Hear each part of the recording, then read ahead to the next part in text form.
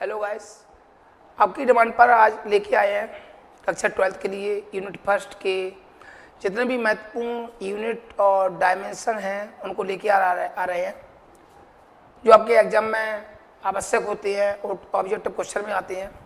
जैसे फर्स्ट आपका दे रहा है चार्ज की यूनिट और डायमेंशन के साथ साथ अगर इसका फॉर्मूला भी हमें आता हो तो ज़्यादा बेटर है। Q = ये होता है IT, आवेश इक्वल धारा इनटू टाइम। ठीक है, अब आप जो चार्ज है इसकी यूनिट बना सकते हो इसके फॉर्मूले से। तो आप देख सकते हैं जो आप बनाने जा रहे हो चार्ज की कौन सी SI यूनिट, कौन सी unit SI unit of charge. Unit बनाओगे तो इससे बनेगी एम्पियर एंड सेकेंड। इसी को आप जानते हैं कूलाम लिखते हैं, कूलाम। ये हो गई हमारी चार्ज की SI यूनिट। इसकी आप बनाओगे CGS यूनिट, तो CGS यूनिट हो जाएगा, इसको लिख देंगे स्टेट कूलाम, स्टेट कूलाम और स्टेट एम्पियर और सेकंड लिख सकते हैं। इसका जो नेचर आएगा, नेचर होगा वो होता है आपका स्केलर क्वांटिटी, स्केलर क्वांटिटी। इसकी जो SI यूनिट और CGS यूनिट होती है इसमें जो रिलेशन होता है आप देख सकते हैं। रिलेशन क्या होता है आपको आना चाहिए, 1 कूलाम इक्वल 3 × 10⁹ स्टेट कूलाम। ये आपका आवश्यक है, रख देती है एग्जाम में। इसके बाद जो अगला महत्वपूर्ण क्वेश्चन आता है वो आपका यूनिट ऑफ के। ये के क्या है? ये कांस्टेंट होता है, इलेक्ट्रोस्टैटिक कांस्टेंट। जब हम कूलाम्स का इनवर्स स्क्वायर लॉ पढ़ते हैं तभी आता है, तो थोड़ा फॉर्मूला भी लिख के हम बता देते हैं। आप जानते हो F = K Q1 Q2/R²।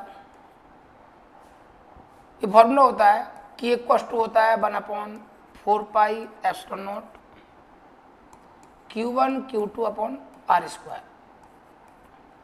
की जो कांस्टेंट होता है ये देखो, K इक्वल क्या होता है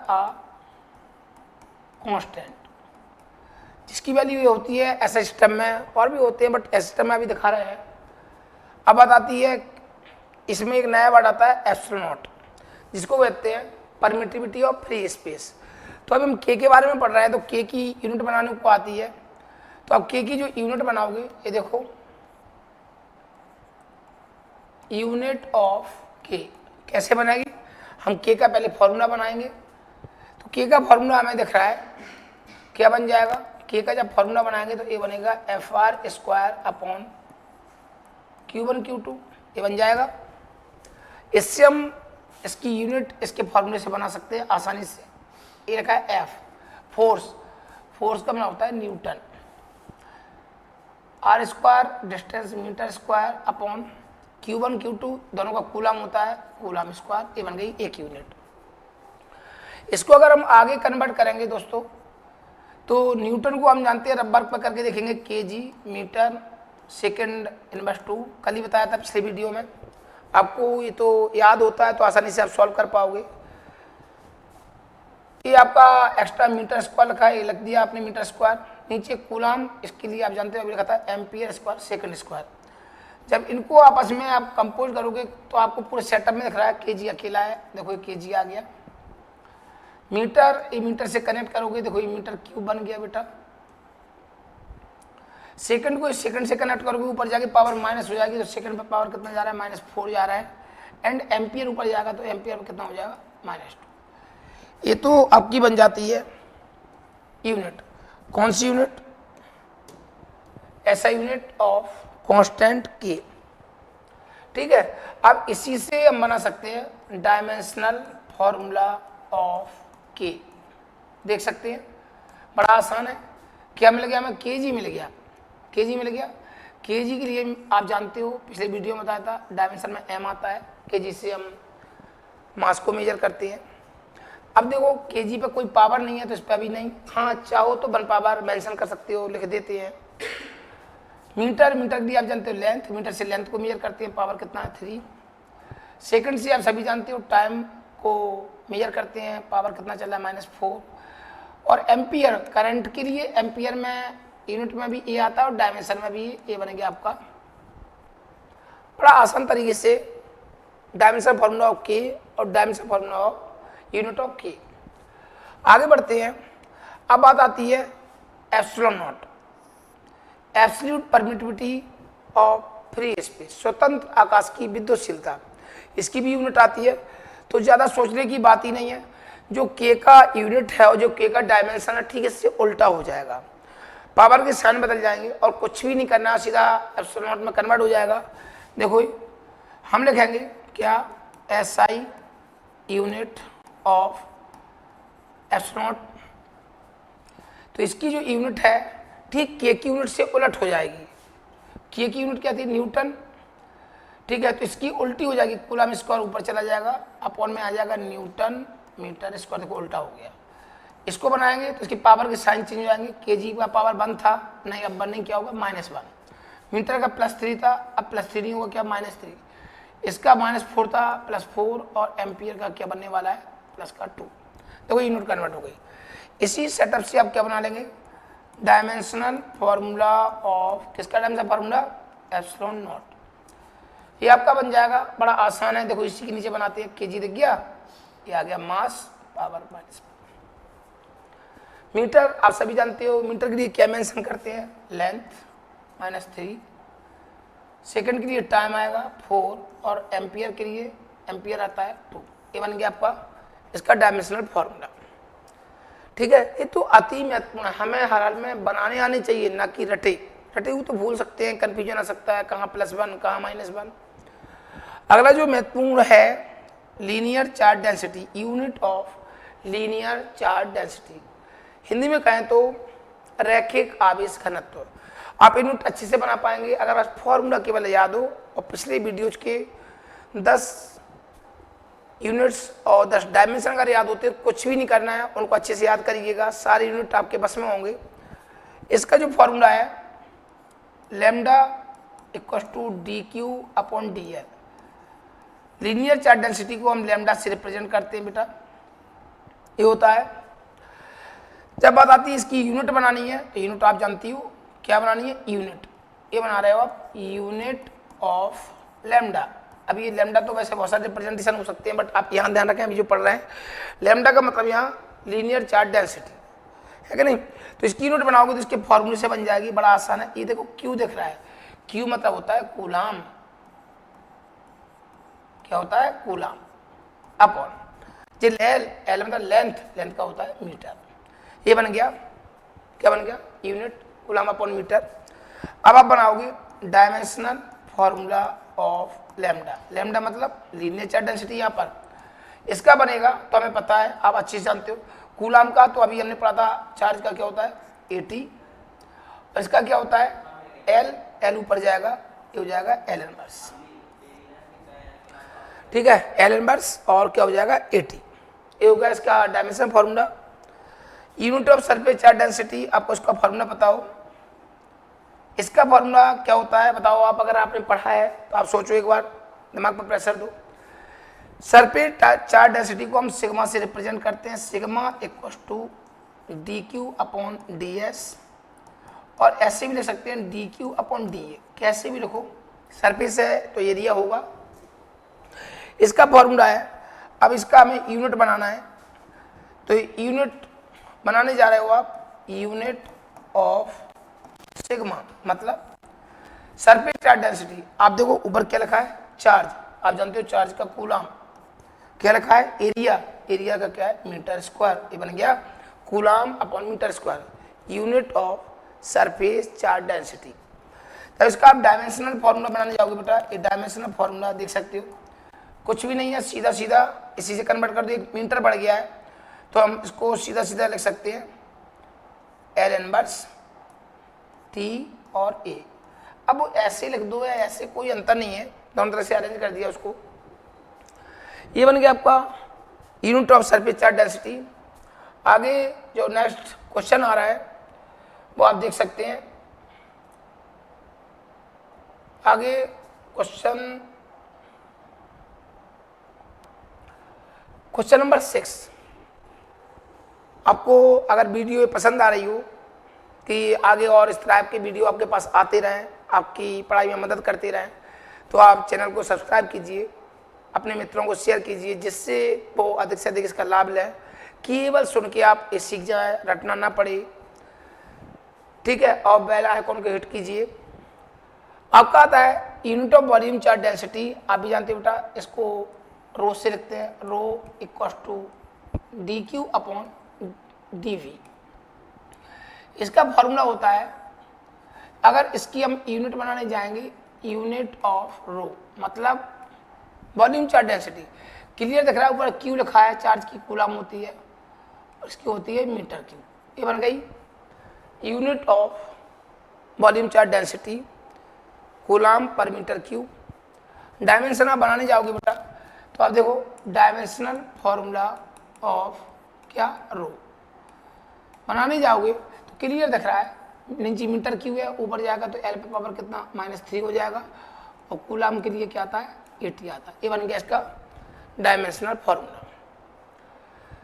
अगला जो क्वेश्चन आ रहा है, unit of intensity of electric field, अति महत्वपूर्ण। इसका तो डेफिनेशन भी अभी कुछ समय पहले आया था, यूनिट आया था, डायमेंशन आया था।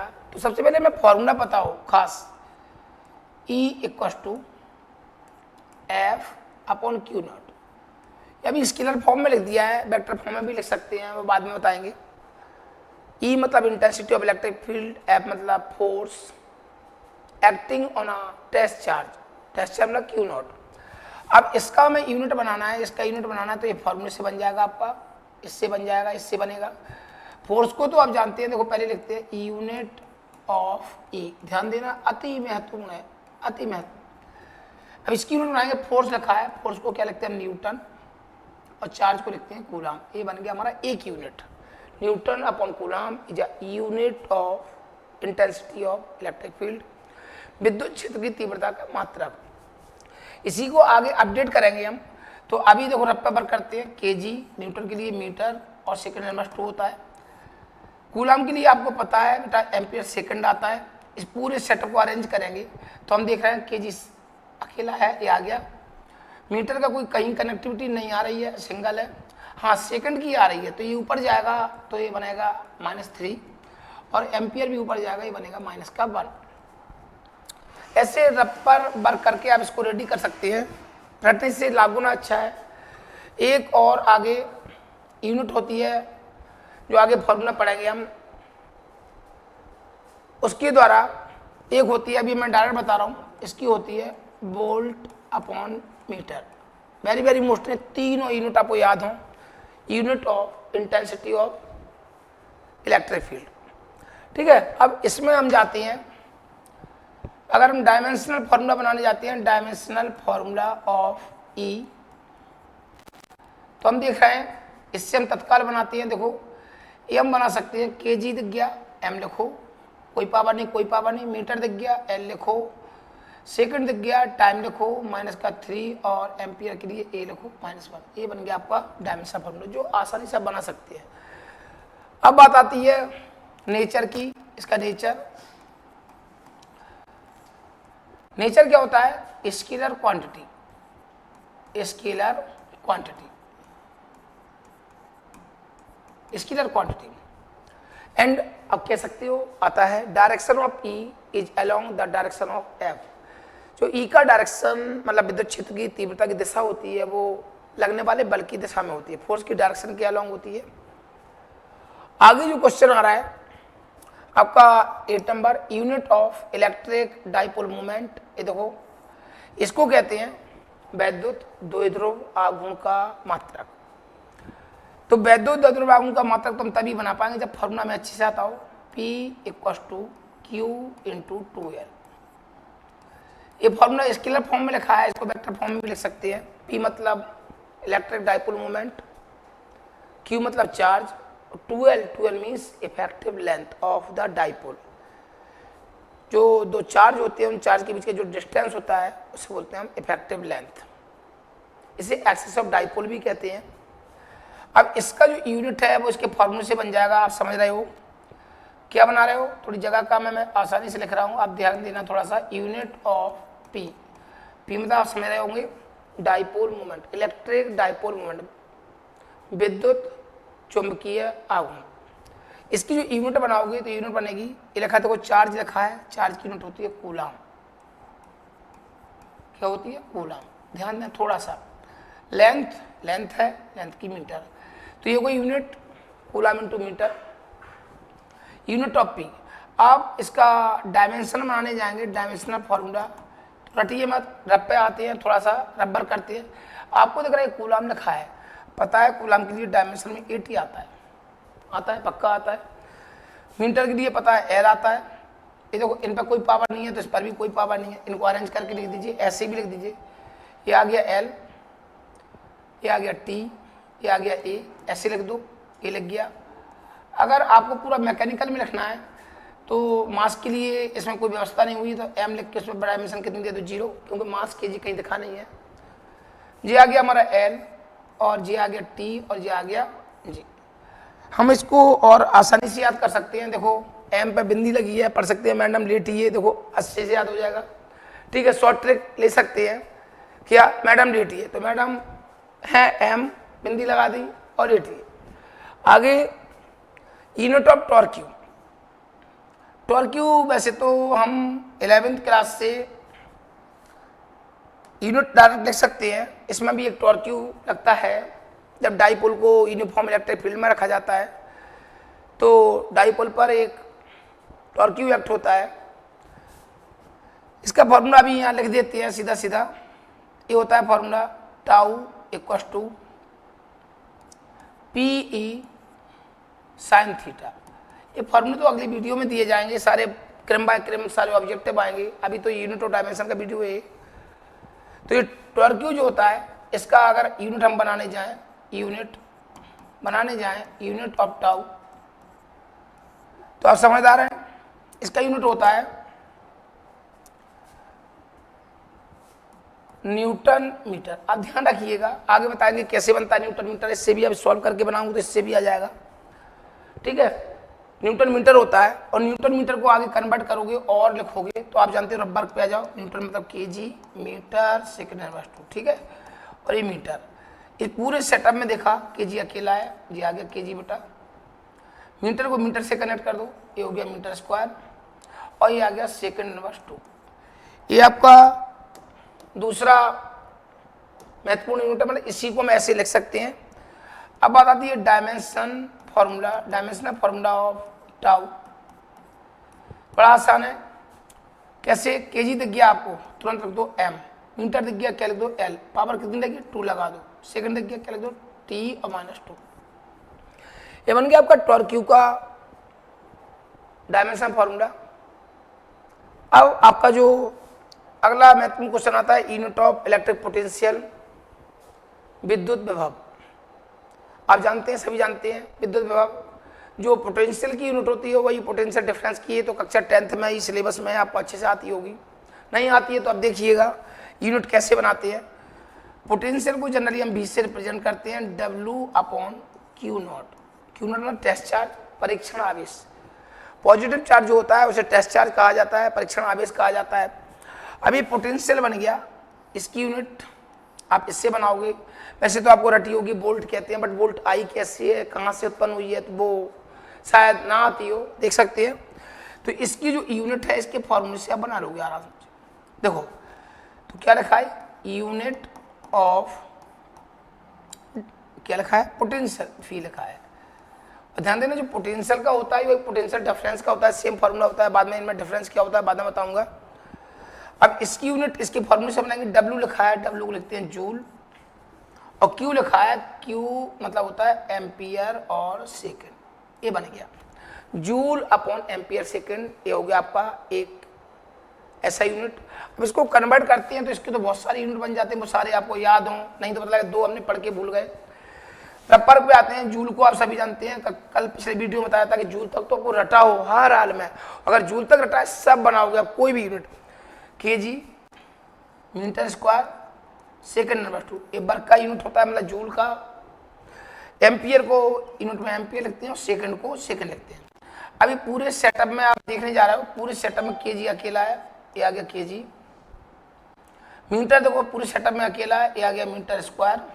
हाँ सेकंड दिख रहा है, ये देखो ये ऊपर जाने वाला है, 1 पावर है, ऊपर जाएगा तो सब मिक्सअप हो जाएगा माइनस का 3, और एम्पियर जी इकलौता जी ऊपर जाएगा पावर -1 लेके चलेगा। ये आ गया हमारा एक डायमेंशनल फॉर्मूला। आगे चलते हैं, ये देखो रबर को हटा देते हैं। अब बात आती है नेचर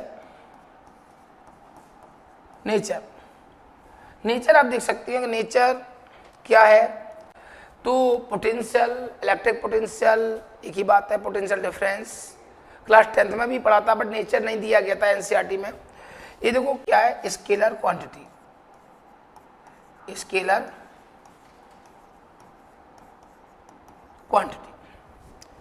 ये हो गया स्केलर क्वांटिटी। इनकी पोटेंशियल है, अगर देखें थोड़ा सा इसमें और जानकारी अपडेट करें तो इसकी तो ये हो गई एसआई यूनिट, आगे आते हैं सीजीएस यूनिट, ये खास है दोनों। सीजीएस यूनिट में जब आप आओगे तो होती है, ये देखो स्टेट कूलम, और इसे बोलते हैं स्टेट वोल्ट। ये हो गई हमारी सीजीएस यूनिट। अब अगर आगे आते हैं, रिलेशन में आते हैं कि, और एक और होती है, ये होती है एब वोल्ट। इसको हम कहते हैं ईएमयू, और इसको हम कहते हैं ईएसयू, इलेक्ट्रोस्टैटिक यूनिट, और ये आपकी इलेक्ट्रोमैग्नेटिक यूनिट। ठीक है, इसकी वैल्यू आगे की वीडियो में मेंशन करेंगे, इसमें अभी आपको दिक्कत होगी। ठीक है, अभी लास्ट और जो महत्वपूर्ण है ये बचा है, ये देखते हैं, यूनिट ऑफ कैपेसिटी, धारिता का मात्रक। धारिता दोनों में होती है, कंडक्टर चालक की भी धारिता, संधारित्र की धारिता, बट यूनिट तो सेम होती है। तो जो कैपेसिटी ऑफ कंडक्टर होता है उसका फॉर्मूला होता है C=Q/V, ये होता है। आप देखने जा रहे हैं थोड़ा सा, देखो ये देखो, अब ये फॉर्मूला आपका बन गया, तो इसकी ये फॉर्मूला है आपका, ये देखो ये फॉर्मूला है, इसकी यूनिट बनाओगे, ये देखो यूनिट ऑफ सी, कौन सी यूनिट, ऐसा यूनिट। आप समझदार हो, इसके फॉर्मूले से बना लोगे, आपको क्लियर दिख रहा है।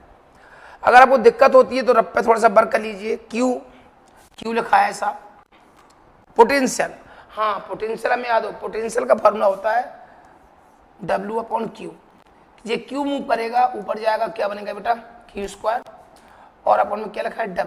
बस आप पहुंच गए, जहां तक मैंने बताया था वर्क तक वहीं पहुंच गए आप। अब अपने आप से अपडेट हो जाएगा।